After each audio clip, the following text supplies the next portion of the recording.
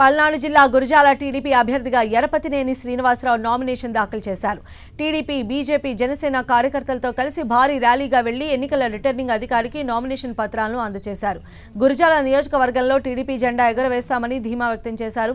తన కోసం TDP, BJP, Janasena కార్యకర్తలు 20 రోజుల పాటు కష్టపడాలని కోరారు. ఎన్నికల్లో గెలిచిన తర్వాత కార్యకర్తలు ప్రజల కోసం 5 ఏళ్లు తాను కష్టపడి పనిచేస్తానని ఎరపతినేని శ్రీనివాసరావు హామీ ఇచ్చారు. అందుకే ఈ 20 రోజులు మీరందరూ కూడా 3 పార్టీల కూటమి గట్టిగా పనిచేయండి. వాళ్ళ దురాగతాలు చెప్పండి. మనం చేసిన అభివృద్ధి కార్యక్రమాలు, చేయబోయే అభివృద్ధి కార్యక్రమాలు చెప్పండి. మీరు 20 రోజులు పనిచేయండి. రేపు గెలిచిన తర్వాత మేము 5 సంవత్సరాలు మీకోసం పనిచేస్తామని చెప్పి కూడా మీ అందరూ కూడా తెలియజేసుకుంటూ, మరి ఇంత ఎండలో కూడా పెద్ద ఎత్తున వచ్చేసిన మీ అందరికీ పేరు పేరున హృదయపూర్వక నమస్కారాలు, ధన్యవాదాలు తెలియజేస్తూ, సైకిల్ గుర్తుకే మన ఓటు, సైకిల్ గుర్తుకే మన ఓటు, సైకిల్ గుర్తుకే మన ఓటు. చంద్రబాబు గారి నాయకత్వం, పవన్ కళ్యాణ్ గారి నాయకత్వం. సంవత్సరాల అవమానాలకి, 5 సంవత్సరాలు పెట్టిన ఇబ్బందులకి మే 13 బదులు తీర్చుకోవడానికి సిద్ధంగా ఉన్న తమ్ముళ్ళందరికీ తెలుగుదేశం, జనసేన, భారతీయ జనతా పార్టీ నాయకులు, కార్యకర్తలందరికీ అభినందనలు.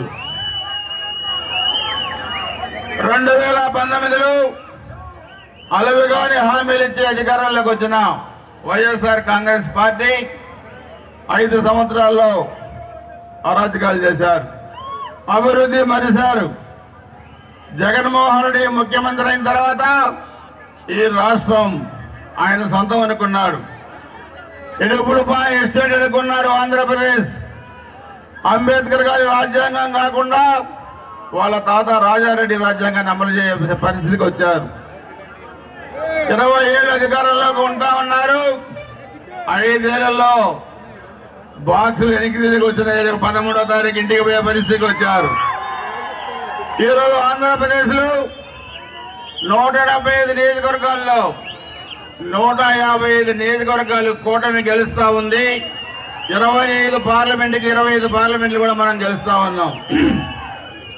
నేను మీ అందరికీ చెప్పేది, అభివృద్ధి నీల్, అవినీతి ఫుల్. ఇదే ఈరోజు రాష్ట్రంలో కానీ గుజరాత్లో కానీ జరుగుతూ ఉంది.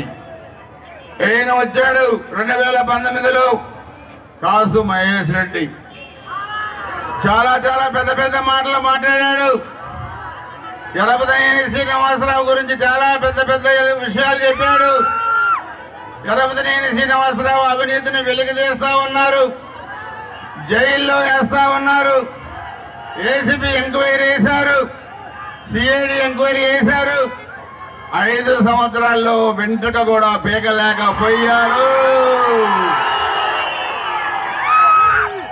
అది ఎరపతినేని శ్రీనివాసరావు ఉన్న దమ్ము, ధైర్యం, నిజాయితీ అని చెప్పి కూడా చెప్తున్నారు. జంగా కృష్ణమూర్తి గారు ఒక సామాన్య కుటుంబం నుంచి వచ్చి బీసీ నాయకుడిగా రాష్ట్ర వ్యాప్తంగా ఎదిగారు. వైఎస్ఆర్ కాంగ్రెస్ పార్టీలో రాష్ట్ర బీసీసీఎల్ అధ్యక్షుడిగా ఉన్నారు, ఎమ్మెల్సీగా ఉన్నారు. కానీ ఆయనకి ఇచ్చిన గౌరవం ఈ కాసు మహేష్ రెడ్డి ఏంటో మీరు చూశారు. అడుగడుగున అవమానించారు. చివరికి సొంత గ్రామంలో మీటింగ్ పెట్టుకోలేని పరిస్థితి తీసుకొచ్చారు. జంగా కృష్ణమూర్తి గారు ఉన్న 10 సంవత్సరాలు ఎమ్మెల్యేగా, నేనున్న 15 సంవత్సరాలు, 25 సంవత్సరాలు మేము ఫ్యాక్షన్ రాజకీయాలు చేయలేదు.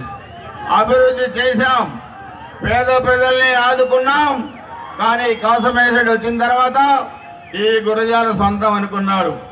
ఈ గురజాల నీ సొంతం కాదు, ఇది మా పల్నాడు, మా పల్నాడు సొంతం గుర్తుపెట్టుకోవాల్సిన అవసరం ఉంది. అందుకే మీరు 11 మంది తమ్ముళ్ళు, 11 మంది తెలుగుదేశం పార్టీ కార్యకర్తల్ని, నాయకుల్ని కూడా చంపారు. 8 మంది పిల్లల్ని చంపారు. చూడండి, వ్యక్తి పొట్టన పెట్టుకున్న 11 మంది ఎస్సీ, ఎస్టీ, బీసీ కాపు నాయకుల్ని కూడా చంపే పరిస్థితికి తీసుకొచ్చారు. అదేవిధంగా వీళ్ళు చేసిన అక్రమమైన గుంతల్లో 8 మంది చిన్నారులు చనిపోయారు. 40-50 మందిని కాళ్ళు చేతులు విరగొట్టారు. 3000 ఎకరాల ప్రభుత్వ భూములు దోసుకున్నారు. తెలంగాణ మద్యం అమ్మారు. పేకాట క్లబ్బులు పెట్టారు. దొంగ నోట్లు తయారు చేశారు. తమ్ముళ్ళు ఆయన అంటాడు, నా ఇంటి పేరు కాసు కానీ నా కాడ కాసులు లేవు అంటాడు. ఇదేంది కాసు మహేష్ రెడ్డి చెప్పాలి. సొమ్ము గురజాలది, సోకు నరసరావుపేటది.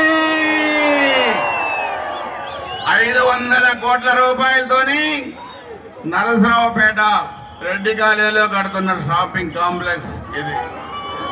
హైదరాబాద్ గచ్చిబౌలిలో 1000 కోట్లతోని అక్కడ ఒక షాపింగ్ కాంప్లెక్స్.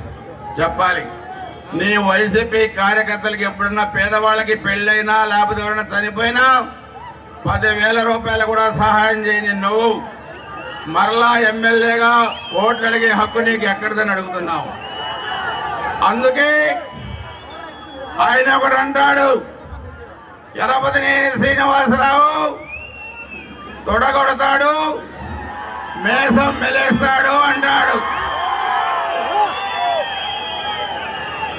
నాకు మేసం ఉంది, నాకు రోషం ఉంది. నేను తొడగొడితే నీకేంటి నష్టం? నేను మేసం చెబితే నీకేంటి నష్టం? నువ్వు కూడా మేసం చెప్పొచ్చు కదా. ఏంటి వినపట్లేదు? లేవా? మరి ఆయనకి మేసాల భయపడి నేనే పెంచాలా? అందుకే నేను చెప్తున్నాను, ఇది పల్నాడు. మీకు పల్నాడు చరిత్ర తెలియదు మిస్టర్ కాసు మహేష్ రెడ్డి, గుర్తుపెట్టుకోవాలి. అందుకే వచ్చే ఎన్నికలు మే 13 తారీఖు జరగబోయే ఎన్నికలు కాసు మహేష్ రెడ్డి అహంకారానికి, గురజాల ఆత్మగౌరవానికి మధ్య పోటీ అని చెప్పి కూడా మీ అందరూ కూడా తెలియజేస్తా ఉన్నాను. ఈరోజు మనం ఆర్టీఓ ఆఫీస్ తెచ్చాం. రేపు గురజాల కేంద్రంగా పల్నాడు జిల్లా కూడా తీసుకొస్తున్నాం. లిఫ్ట్ ఇరిగేషన్స్ కూడా తీసుకొస్తాం. ఇటు తంగిడ కానీ, ముత్యాలంపాడు కానీ, సారంగపల్లి అగ్రహారం కానీ, అటువైపు చూస్తే చెన్నాయిపాలెం, వేమవరం, కొత్తపాలెం, పిల్లుట్ల, ఇవన్నీ కూడా లిఫ్ట్ ఇరిగేషన్స్ కానీ మనం తీసుకొస్తాం.